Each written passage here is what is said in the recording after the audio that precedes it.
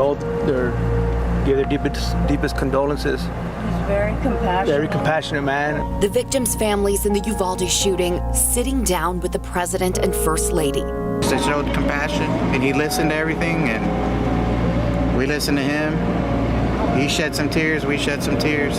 Our coverage continues tonight as the community leans on each other for support. I believe everybody that's here believes it's important to be here, just to show support.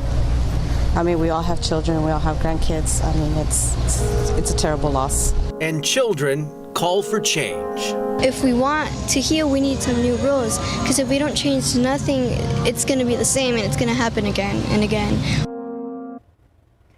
5 days have now passed, and the pain of the Uvalde school massacre is still surging through the community there. We have had crews in Uvalde all day long covering everything, including the visit by President Joe Biden and First Lady Dr. Jill Biden. This all happening as the victims' families, the community, and people around the nation are still looking for answers. Tonight, we are learning the U.S. Justice Department is reviewing the Uvalde law enforcement response to that shooting at the request of Uvalde's mayor.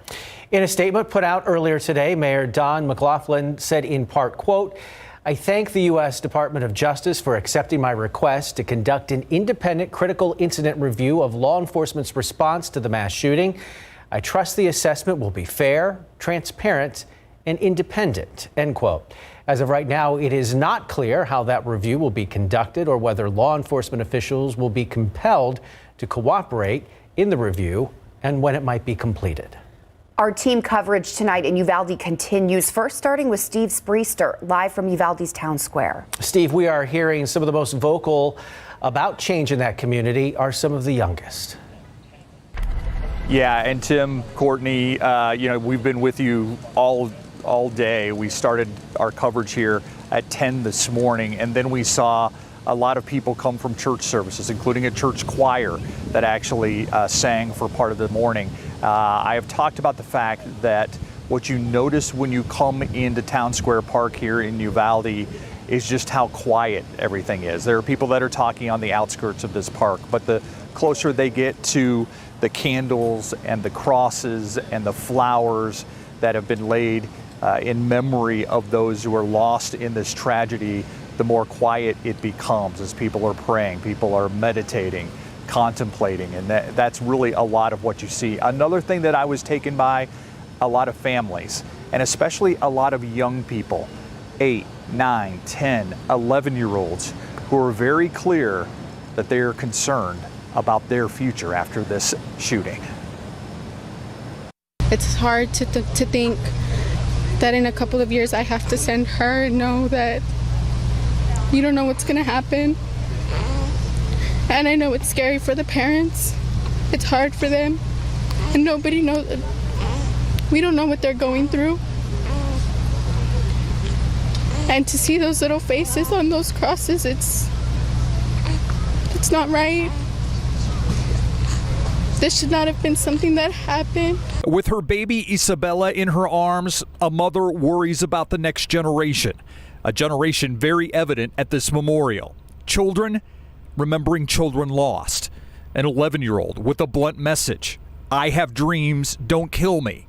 A brother and sister wishing they could have told two of their favorite teachers goodbye. It's sad to know that our teachers, that they're resting in heaven. Some of them were my friends' siblings, and it's just, you wish you could have been there for them, and, you wish this would never happen, and it's just sad that it happens. I feel like I'm sad because of all the kids, and I feel heartbroken for all the kids and all the parents because they're not going to be able to see their child no more. Did you know anybody? Yes. You knew one of the victims? Who did you know? Jacqueline Cáceres. She was nice, kind, had a lot of good humor, always had a smile. She would never let someone down. She was always a nice person. I didn't believe it until I saw that her mom was the one who posted it on Facebook, and it was unbelievable to me. I really didn't know what to do, and I just started crying. Jacqueline Cáceres, one of the names that that little girl knew as she took her sign around, hoping that adults would pay attention and adults would do something. Another powerful thing at this park, chalk. Kids were writing messages not only on the sidewalks here, but also the utility panels that you see behind us, writing on the sidewalks and also writing messages on the crosses itself about the people that they will miss. A lot of focus on the victims. And I want to show you a t-shirt right now that a San Antonio mother made. It's called Know Their Faces, Remember Their Names. She decided that she wanted to take a special emphasis on knowing who these victims were. The 2 teachers, the 19 students, all on this t-shirt, and she wanted to give them out to victims' families. So she came here to this park to do just that. I'm a mom to a 2-year-old daughter, but I do have a 10-year-old little brother, which he's my life. So when it happened, he's the first one that came to my mind. That's why when I saw that it says, know their faces, remember their names, because that's who matters. That's who's important here, not anybody else. And you heard that echoed over and over, people talking about the victims. And it was, we really want to know their stories. Absolutely. Because there are so many people who think this is sacred ground. That this, what we saw today with the president's visit, and Alicia Barrera joins me now, by the way, with the president's visit and all the people that showed up here, is that maybe this is the first step towards healing. Absolutely, and that's what this town square, the heart of Uvalde, has become. Yes. In Robb Elementary, it's hard for these families to physically go put a flower at the site, and that's what they want to do. That's how they heal. We talked about just the Hispanic Mexican American community. I mean, I think all of us, it transcends borders, right? That we just want to heal in community, in groups, and that is what this town square has become, just a healing place for so many. 21 wooden crosses lead the way to a space of healing in Uvalde's town square. I had to be here just to show support and maybe start my own healing. This is what Uvalde Strong looks like. Messages by children, their own words, their own writing. We're here for everybody, and that's how I was raised. I just know that it would hurt me the most to lose my sister in a situation like this. So I just stay close with God and I stay close with my family. Each person present connecting to the victims in some way, hoping to be a pillar of support for the families of the lives lost and the children of Robb Elementary. Now families are numb, but I think in time they'll see all the support that they had when this happened and even afterwards. I've told kids before that there's this giant hole in their heart and it'll never close, but it will get smaller in time. And that takes talking about it, crying about it, having those tears. Earlier, you and I were talking about that exact quote, that hole in your heart, it will never close, it may get smaller. But I also think about acts of kindness that we witness here today. That helps fill that hole that we all feel in our hearts. And for the families, I think when they're ready to look back and see that they are not alone, that we are here for them, that this community is here for them, and not just here in Uvalde, it extends so far. Absolutely. And we've saw messages from New York City, from Columbine, and from all over Texas, and law enforcement from all over that's helping the Uvalde Police Department. Absolutely. I saw someone from the Irving Police Department, yes. Converse Police Department, and it's really it's the healing process beginning, I believe, and the way that happens is with community. Exactly, and that's why for so many it was so important to make the trip here to Uvalde today. Absolutely. And, the president also made the trip to Uvalde. He actually, the motorcade passed by this memorial, but he wasn't here in person. But he did send his condolences to the city of Uvalde just by being here. And like I've said in the past, I'm not sure exactly how long this memorial is going to stay up. Yeah. There's part of me that thinks that maybe they need to make this a permanent thing here in Uvalde and to honor the people that were lost, but that's decisions to be made down the road. Today, I think, was an important step in the healing process. Absolutely, and it is something heart-wrenching yet beautiful to be here and to be able to witness that and share those stories. Absolutely. Courtney, Tim, back to you guys in San Antonio. Steve Spriester, Alicia Barrera in Uvalde for us tonight. Thank you so much for your coverage throughout the day. It's been really great. Thank you so much.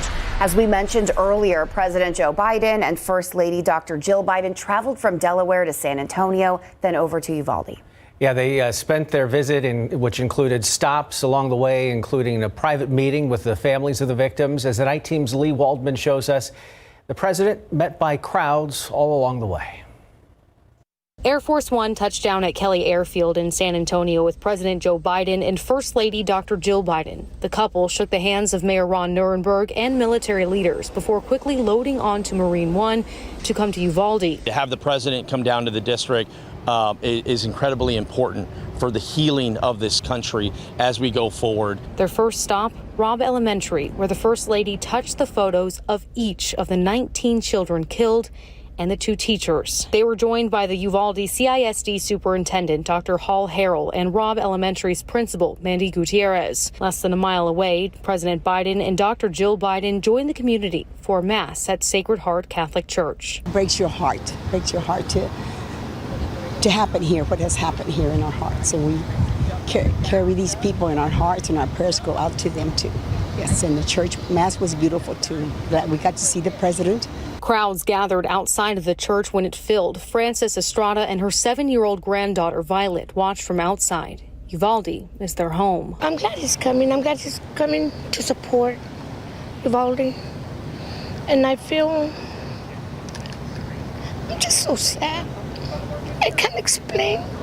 Violet's older brother made it out of Robb Elementary by climbing through a window. I was so scared that if my brother got shot, I was gonna be so worried about him, but he didn't. The Bidens' visit with the families of victims and survivors of this tragedy was kept private. It happened after the hour-long Mass ended. Crazy for the president to be all the way here in Uvalde, to be in Texas too, and just to be offering his grief with the families here and with the community. The presidential visit wrapping up at Garnerfield Airport, where the Bidens spoke with first responders. President Biden tweeting this before taking off, quote, "We're committed to turning this pain into action." While cameras weren't allowed inside while that Mass was taking place, we're told there were calls for love to be spread to one another and also to be wrapped around this community as a whole. With funerals starting this week for the 21 victims killed inside of this elementary school, it'll be needed now more than ever. Live in Uvalde, Leigh Waldman, KSAT 12 News. Thank you, Leigh. As you might have seen where Steve and Alicia were just a bit ago, the crowd at the town square grew larger as the day went by, from people wanting to give their condolences to even notable politicians visiting. Yeah, our Steve Spriester got an interview with State Senator Roland Gutierrez today. He says this massacre has changed the course of his political career. Yeah, he's told us he is now working on creating an office there in Uvalde so he can continue to support the victims' families as they continue to grieve. I'll tell you what many have told me. Don't let my child's death be in vain. Make sure that they do something. And so I'm going to talk about this until Greg Abbott and my Republican colleagues do something. State Senator Gutierrez has signed a letter along with other Texas Democrats who are all demanding Governor Greg Abbott invoke a special session to pass stricter gun laws. He also talked about the Biden administration working on a federal grant to go towards tearing down Robb Elementary and building a new campus there on that site.